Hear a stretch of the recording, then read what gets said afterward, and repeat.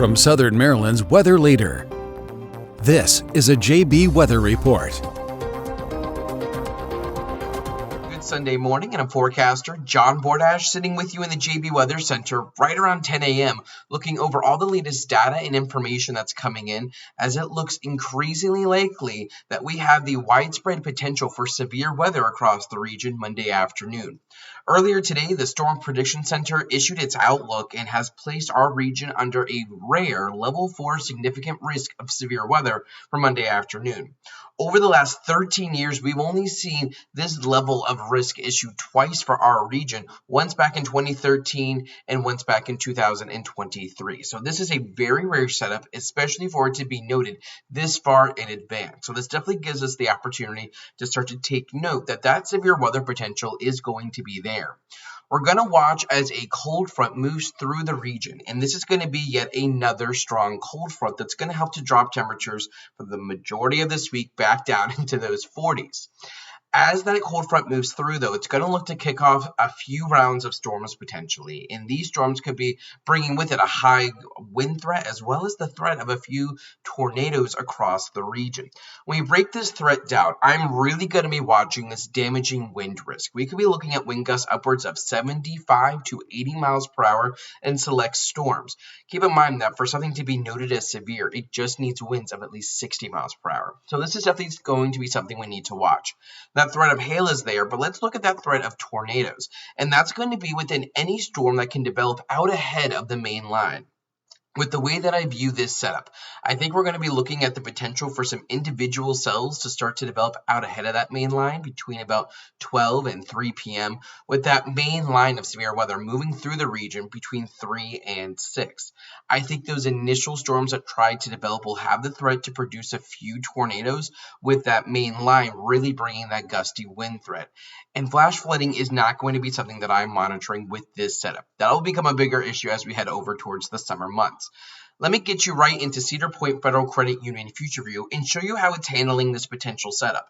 I have it paused right now, sitting right about 2 a.m. on Monday, and what I want you to notice is that there is cloud cover and that there will be rain showers overnight tonight going into Monday. As is very typical with these severe weather setups, those warm fronts that move northward help to kick off a lot more moisture in the atmosphere. And the question will initially be, how quickly can we burn off this cloud cover and these rain showers?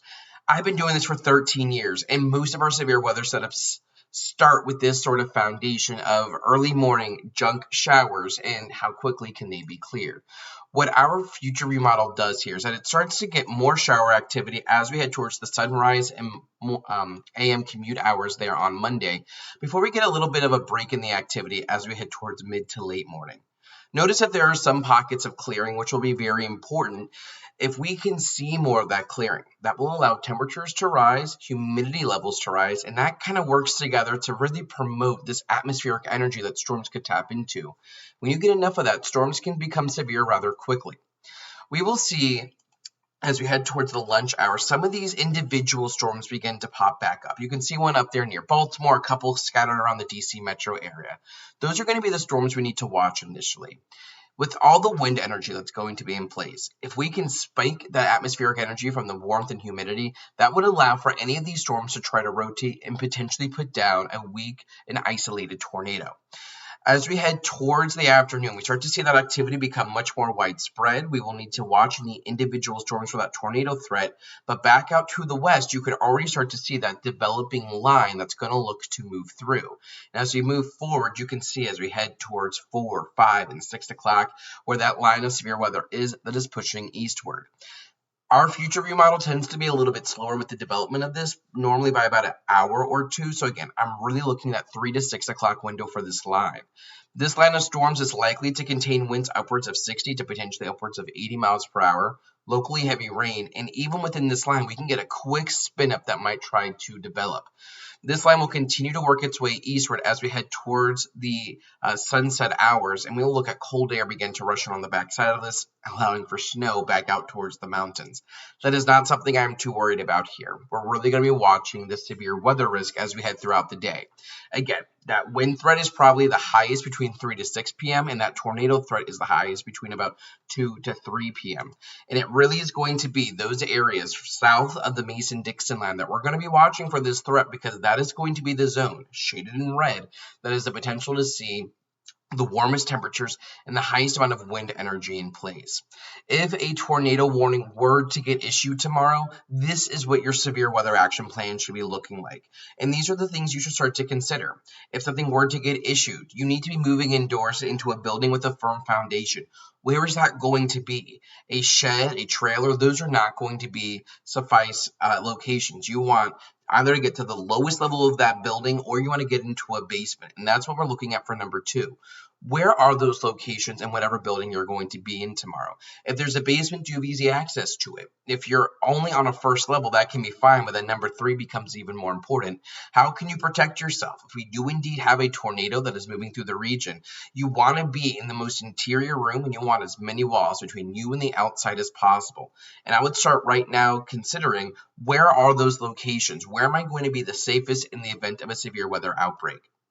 With all of this said, there are still several avenues for this forecast to go through that could lead to this not being as high of a threat. If that morning rain and cloud cover sticks around a little bit longer, that's going to lower the severe weather risk. If this cold front moves in even quicker than we're thinking, that will also limit the severe weather risk. Something that we're also going to be monitoring, which tends to be marquee with our mid-Atlantic severe weather setups, dry air, how much that's going to be able to mix in the middle levels of the atmosphere to kind of cap that severe weather potential. All 3 of those potentials, a quicker moving frontal system, a increase of dry air, and lingering showers and cloud cover from the morning, all 3 of these may work to lower the severe weather threat. When we look at severe weather forecasting, this is not a promise of storms. This is not me telling you that you need to be freaking out and that the sky is falling. This is here to give you the alert that we have a high potential on the table as we head into Monday, and this is going to need to be something that we watch. This forecast will change and will continue to evolve as we learn more. Earlier this week, I gave you the example that this is like a Polaroid photo, right? As it prints out, we want to develop that, and as time goes on, the more developed it gets. The closer to this event we get, the more details we will know. But start to prepare that we could be looking at an active Monday afternoon. You can stay tuned to JB Weather for the latest information throughout your Sunday and Monday, keeping you and your family one step ahead of this severe weather. In the meantime, I'm forecaster John Bordash. Thank you so much for joining me right now. Have a nice and safe one, and please keep it tuned right here to JB Weather. Check the forecast anytime online at jbweather.net.